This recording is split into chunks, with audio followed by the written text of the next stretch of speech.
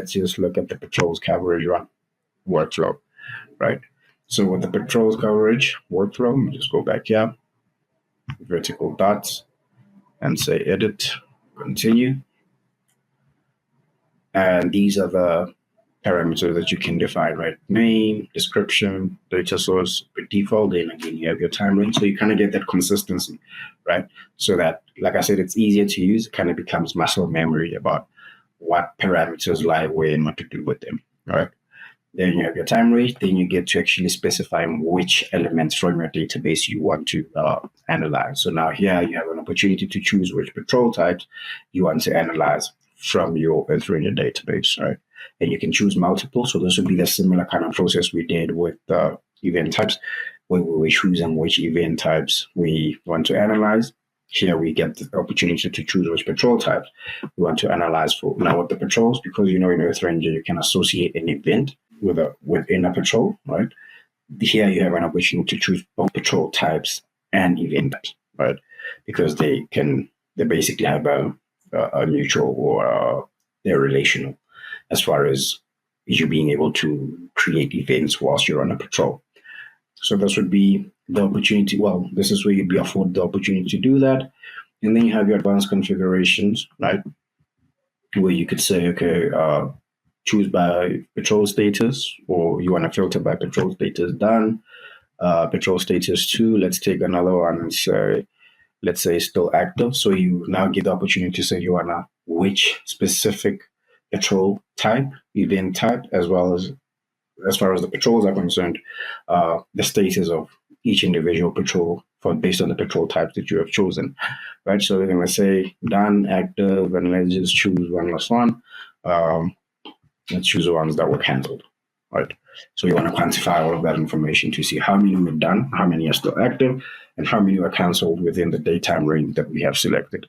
And talking about the daytime range, let me just go back up and let's pull it since the first month. That's fine. So this would be about 8 months worth of data. So hopefully we get a telling result as far as our dashboard is concerned. All right, and then we say, how do you want to group the data by category? Right, patrol type. Yeah, that's fine. We don't want to use patrol serial number, and you can add again with the groupers, multiple groupers based on what you're looking at adding to the site, right? And then you have trajectory. What do you want to use? Differentiate tracks by color using the selected category, right? That's the tooltip. So I'll say differentiate them based on patrol subject, but you have other elements that you could choose. Because we've selected patrol types, right? We'll say differentiate them by patrol status, right? Because remember, we chose the status of the different patrols. And then you have your advanced configurations, which would be similar now, because both patrols and events, it's the previous two advanced configurations that we saw. Is it just the segment filter, right? And you'll see those are in there. Event location filter. This is where you add that bounding box that we saw earlier, but you could filter for exact point coordinates, right? And then you have your base maps, which I'm not going to look at again because you've already seen that. And then how do you want to define our bar chart for events? We're going to say you do them by month, all right? And then the time density map as well, similar to the one we saw earlier for events, grid cell size, and coordinate preference system, all right? But like I said, for the most part, I leave these advanced configurations as they are, and I just focus on the data that I know how to filter for, right? Once I'm happy with this, I'll say submit. Oh, sorry, let me just choose something arbitrary, group by, do another category and choose serial number. Okay, now you see this is where it gets into a clash. I kind of have, they uncorrelate, right? Category, so let me say time, and let's use month. Okay. Time, month. All right, that's fine. Then we'll say submit.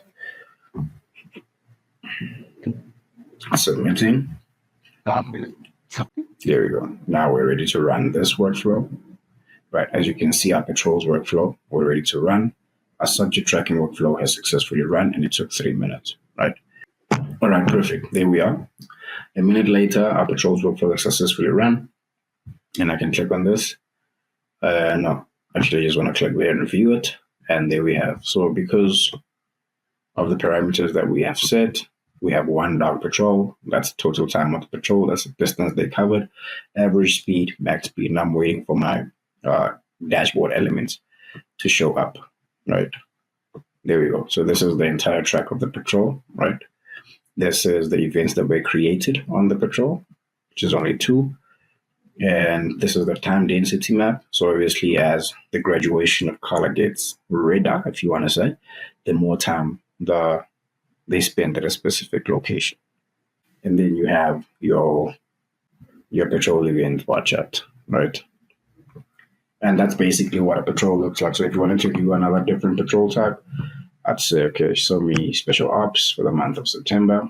So the reason why we selected a batch of patrol types in our workflow, our definition, but we are only seeing these 2. This is because probably there aren't any other types of patrols on our data source site that exist, right? As you can see, even with this one, it's giving us very paltry data. We have 1 patrol, total time was 6 hours, but the distance was only 200 meters. Speed is nothing. So which means this was not actually a very conducive patrol. And we could go as far as saying nothing actually happened during this patrol, right? You can see we don't have a pie chart because there are no events.